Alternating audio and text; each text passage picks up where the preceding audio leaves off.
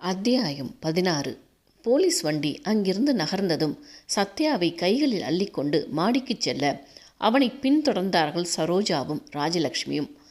அவளை சோஃபாவில் கிடத்திய பிறகு சரோஜா ஓடிச் சென்று தண்ணீரை எடுத்து வந்து முகத்தில் தெளிக்க அவள் பக்கத்தில் அமர்ந்து கைகளை பற்றி கொண்டார் ராஜி. மெல்ல கண் விழித்தவளின் பார்வையில் அன்னையின் முகம் தெரிய விம்மலுடன் எழுந்து அவரை கட்டி கொண்டாள். அவர் அவளது முதுகை வருடி கொடுக்க அங்கே ஒரு பாசமலர் காட்சி ஓடிக்கொண்டிருந்தது. பல வருடங்களுக்கு பிறகு சந்தித்த தாயும் மகளும் நடந்த அனைத்தையும் பேச இயலாமல் மௌனமாக அடுத்தவரின் அருகாமையை ரசித்தனர். அவர்களின் அந்த பாச போராட்டத்தை கண்ட ராஜி கண்களை துடைத்து கொண்டார். அவர்களுக்கு தனிமையை கொடுத்துவிட்டு இரவு உணவு சமைக்கச் சென்றார். ஏக்கத்துடன் மனைவியை பார்த்து கொண்டே அன்னையின் பின்னே சென்றான். ராஜிக்கு பல வருடங்களுக்கு பிறகு மனம் நிறைவாக இருந்தது. அவர் வாழ்வும் ஒரே நாளில் அனைத்தையும் இழந்து நிற்கும் நிலைக்கு தள்ளப்பட்டு அடுத்து என்ன என்கிற நிலையில் இருந்தவர் தானே. நாத்தனாரின் இழப்பிற்கு சென்று தன் கணவரை இழந்ததை என்ன சொல்ல? 2 குழந்தைகளை வைத்து கொண்டு நாத்தனாரின் இழப்பிற்கு ஆறுதல் சொல்லவா, இல்லை தன் இழப்பிற்கு வருந்த கூட முடியாமல் அடுத்து என்ன என்று திகைத்து நின்றதை நினைக்கையில் அவரை அறியாமல் கண்ணீர் வழிந்தோடியது. அன்னையின் பின்னே வந்தவன் அவரின் கண்ணீரைக் கண்டு தோளோடு அணைத்து கொண்டான். மா, கடவுள் நம்ம பக்கம் இருக்காருமா, பழசையெல்லாம் நினைச்சு அழுவாதீங்க. அப்பா மாமாவுடைய சாவுக்கு நியாயம் கிடைச்சிருச்சு. அதோட சத்யாவை உயிரோட பாப்பமான ஏங்கிட்டு இருந்த அத்தைக்கு அவளை முழுசாக ஒப்படைச்சிருக்கும். எல்லாமே கடவுள் செயல்தாம்மா என்றான்.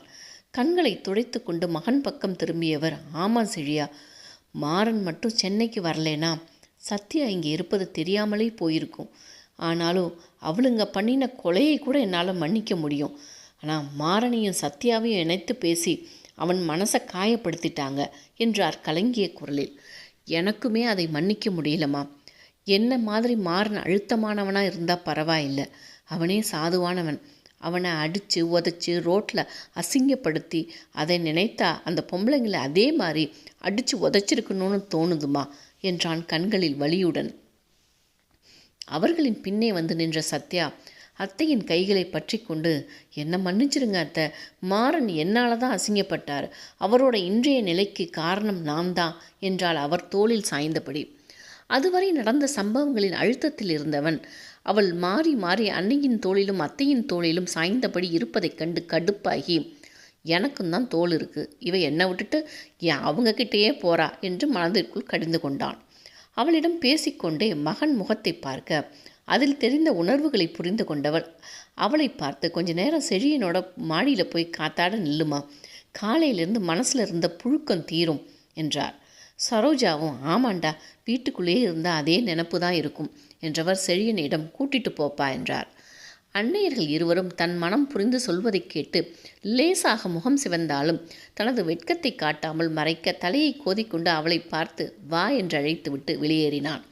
அவன் பின்னே மாடிக்கு சென்றவள் அங்கே அவனை காணாமல் தேட சட்டென்று இடையோடு வளைத்து தன்னோடு ஒரு கரம் அணைத்து கொள்ள நிம்மதியாக அவன் மீதே சாய்ந்து கொண்டாள். காதோறும் குனிந்து, ஏன் மேடம், அம்மா இருந்தால் என் பக்கமே திரும்ப மாட்டீங்களா என்று கிசுகிசுத்தான். அவன் நெஞ்சில் அப்படியே சாய்ந்து கொண்டவள் கண்களை மூடிக்கொண்டு, என்னால் இன்னும் நம்ப முடியலையா, இத்தனை வருடங்களில் கடவுள்கிட்ட எத்தனை முறை அழுதிருப்பேன் தெரியுமா, எனக்கு ஏன் இப்படி ஒரு குடும்பத்தை கொடுத்த என்று திட்டி இருக்கேன். ஆனால் திடீரென்று ஒரு நாள் இது உன் குடும்பம் இல்லை, உன்னை திருடிட்டு வந்திருக்காங்கன்னு சொல்லும்போது அந்த வலியை உங்களால் உணர முடியாது இல்லா என்று சொன்னவளின் குரலில் வேதனை நிறைந்திருந்தது. தன் பக்கம் அவளை திருப்பியவன் அவளது முகத்தை 2 கைகளால் தாங்கி, புரியுது சத்யா, நம்ம குடும்பம் மொத்தத்தையும் அவங்க சீரழிச்சிட்டாங்க. மாமா அப்பா அடுத்து உன்னையும் காணாமல் அத்தையும் அம்மாவும் அன்னைக்கு இருந்த நிலைமை ரொம்ப கொடுமை. என்னதான் வசதி வாய்ப்புகள் இருந்தாலும் ஒரே நாளில் அனைத்தையும் இழந்து அடுத்து எப்படி இந்த வாழ்க்கையை சந்திக்க போகிறோம்னு அவங்க இருந்த நிலைமையை சொல்ல வார்த்தைகளே இல்லை. நானாவது கொஞ்சம் பெரியவனாக இருந்தேன், மாறனுக்கு சூழ்நிலைகளை புரிந்து கொள்ளும் வயதும் இல்லை. ஆனால் உங்கள் தாத்தா மேலே இருந்த மரியாதையும் அந்த ஊர் மக்களும் நம்ம அம்மாக்களுக்கு உறுதுணையாக இருந்தாங்க. அத்தை உன்னை காணாமல் ஜடமாக அமர்ந்த பிறகு அம்மா தான் தன்னோட துக்கங்களை எல்லாம் விழுங்கிட்டு நிலைமையை தன் கையில் எடுத்துக்கிட்டு எல்லாவற்றையும் சீர் பண்ணினாங்க. பாவம் அத்தை, எத்தனை கஷ்டப்பட்டிருப்பாங்கல்ல என்றாள் கலங்கிய கண்களுடன். அவளது கலங்கிய விழிகளை தனது விரல்களால் வருடி விட்டவன், நிச்சயமா, ஆனால் அம்மாவோட தைரியம் கம்பீரம் எல்லாத்தையும் சரியாக இருக்க வைத்தது. அத்தையோட நிலங்களை பார்த்துக்க எனக்கு விவசாயத்தில் இருந்த ஆர்வத்தில் அது சம்பந்தமாக படித்து டிகிரி வாங்கினேன். மாறனுக்கு ஐடி துறையில் ஆர்வம் இருக்க அவன் அந்த துறையில் நுழைந்தான். அதனால தான் இங்கே வந்தான் என்று அவனது கண்கள் பனித்தது. மாறனை பற்றி சொன்னதுமே அவளது விழிகளில் வேதனையின் சாயல் படிந்தது. அவர் இங்கே வராமல் இருந்திருந்தா இந்நேரம் நல்லா இருந்திருப்பார்ல என்றாள் கண்ணீருடன். அவளை இறுக அணைத்து கொண்டவன், இல்லடா, அவன் உன்னை முதலாக படம் எடுத்து அனுப்பினப்போ என்ன மாதிரி உணர்ந்தேனே சொல்ல தெரியல. அப்போது எனக்கு உன்னை என் மாமன் மகளாக தெரியாது. ஆனால் என் மனசுக்குள்ளே இவ தான் எனக்கு அப்படின்ற எண்ணம் அழுத்தமாக பதிஞ்சு போச்சு. நானும் அவனும் அண்ணன் தம்பி என்பதை தாண்டி நல்ல தோழர்களாக இருந்தோம். எங்களுக்கு அப்பா இருந்து வழி நடத்த வேண்டியது. அவர் இல்லாமல் நாங்களே ஒருவருக்கொருவர் ஆதரவாக இருந்தோம். அப்படித்தான் எங்கள் 2 பேருக்கும் பாரதியார் மேலே அப்படி ஒரு பற்று. அவர் பாடல்கள் மேலேயும் இருவருக்கும் காதல். நான் நினைத்த மாதிரியே உன்னை பார்த்ததும் அவனுக்கும் என் நினைப்பு தானாம். அண்ணனுக்கு ஏற்றவள் இவள்தான்னு நினைத்தானாம் என்று சொல்லும்போது அவன் கண்களில் அத்தனை பெருமிதம். அவனை நினைத்து பார்த்தவனை விழிகளில் காதல் வழிந்தோடியது. மாறன் உங்கள் ஃபோட்டோவை என்னிடம் காட்டினப்ப இதையே தான் நானும் நினச்சேன். அவனுக்கு தெரியாமல் உங்கள் ஃபோட்டோவை என் மொபைலுக்கு அனுப்பி வச்சேன் என்றாள் மெல்லிய சிரிப்புடன். குறும்பான சிரிப்புடன், அடடா, என் சில்வண்டுக்கு திருட்டு வேலையெல்லாம் பார்க்க தெரியுதா என்று அவள் தலையில் முட்டினான். அவனது கேலியில் முகம் சிவக்க விழிகளை தாழ்த்தி கொண்டவள், இப்போ எல்லாம் சரியாகிட்டாலும் மாறனுடைய நிலைமை மோசமாக இருக்கே இலா என்றாள் கரகரப்பான குரலில். அவளது உச்சியில் இதழ் பதித்தவன், நிச்சயமாக மாறிடுவான் சத்யா. நாம் எல்லோரும் ஒன்றாக இருந்து அவனை மாற்றணும். சற்று நேரம் பேச்சில்லா மௌனம் தொடர குளிர்ந்த காற்றை அனுபவித்தபடி நின்றிருந்தவர்களை கலைத்தது பக்கத்து வீட்டிலிருந்து எழுந்த பாடல். அதில் நிதானத்திற்கு வந்தவன், கீழே போகலாமா சத்யா, நாளைக்கு போலீஸ் ஸ்டேஷன் போகிற வேலை இருக்கு என்றான். அவனது கைகளை இறுக பற்றி கொண்டவள் என்றாள் மனமே இல்லாமல். அவனுக்கும் இந்த தனிமை இன்னும் நீளாதா என்கிற ஆசை எழுந்தது. மறுநாள் முடிக்க வேண்டிய வேலைகள் நிறைய இருப்பதால் ஒரு பெருமூச்சுடன் அவளை அழைத்து கொண்டு கீழே வந்தான். அவர்களுக்காக காத்திருந்த அன்னையர்கள் இருவருக்கும் மனம் குளிர்ந்து போனது. அதிலும் சரோவிற்கு இதயம் லேசாகி போனது. தனது மகளை பார்க்காமலே போய்விடுவோமோ என்கிற எண்ணம் சிறிது நாட்களாக மனதை அழுத்து கொண்டிருந்தது. முற்றிலும் எதிர்பாராமல் 23 வருடங்கள் முன்பு காணாமல் போன மகளை உயிரோடு பார்த்ததும் மனம் நெகிழ்ந்து போனது. அதிலும் தனது அண்ணன் மகனுக்கு மனைவியாக அவர்களின் திருமணத்தை முன்னின்று நடத்தியது மேலும் மகிழ்ச்சியை கொடுத்தது. வாங்கப்பா, இன்னும் காணுமேன்னு நினச்சேன் என்றவர் அனைவருக்கும் சாப்பாடு எடுத்து வைக்க அன்னையை கண்டதும் அவசரமாக செழியனை விட்டுவிட்டு அன்னையிடம் சென்று அவருக்கு உதவ ஆரம்பித்தாள். அவள் தன்னை விட்டு அப்படி போனதும் லேசாக முகம் சுருங்க சென்றவனை கண்டு சிரித்த ராஜி, மகனே, அம்மாவை விட்டு 23 வருஷம் வாழ்ந்திருக்கா. அவளுக்கு இப்போ அம்மாவோட அரவணைப்பு தான் தேவை. நீ கொஞ்சம் விட்டு கொடுத்து தான் ஆகணும் என்றார் புன்சிரிப்புடன். அன்னை தன்னை கண்டு கொண்டதை எண்ணி வெட்கப்பட்டு, அதெல்லாம் இல்லைம்மா, நான் பார்த்துக்கிறேன் என்றான். வெகு நாட்களுக்கு பிறகு ஒரு குடும்பமாக அனைவரும் அமர்ந்து உணவு உண்ண ஆரம்பிக்க தன்னை அறியாமல் அவளுக்கு அந்த சூழல் கண்ணீரை வரவழைத்தது. இப்படி ஒரு காட்சியை எத்தனை நாட்கள் கனவில் கண்டிருப்பாள். அது இன்று நடந்து கொண்டிருப்பதைக் கண்டு மனம் நெகிழ்ந்து போனது. அவளது உணர்வுகளை புரிந்து கொண்டவர்கள் அதை வெளிக்காட்டி கொள்ளாமல் ஏதேதோ பேசி அவளது மனதை மாற்றி சிரிக்க வைத்தனர். சரோவும் அவளது நிலையிலேயேதான் இருந்தார். அன்றிரவு பெண்கள் மூவரும் ஹாலில் படுத்துக்கொள்ள அம்மாவிற்கும் அத்தைக்கும் இடையில் படுத்துக்கொண்டு அந்த அன்பை அரவணைப்பை ரசித்தபடி தன்னை மறந்து அயர்ந்து உறங்கினாள். செழியனுக்கோ அவள் அங்கே படுத்தது ஏமாற்றத்தை தந்தாலும் அவளது நிலை கண்டு அமைதியாக இருந்தான். மெல்ல எழுந்து வந்து 2 அன்னையர்களுக்கிடையே உறங்கும் மனைவியின் முகத்தில் தெரிந்த நிம்மதியை கண்குளர பார்த்துவிட்டு ஏக்க பெருமூச்சுடன் அங்கிருந்து சென்றான்.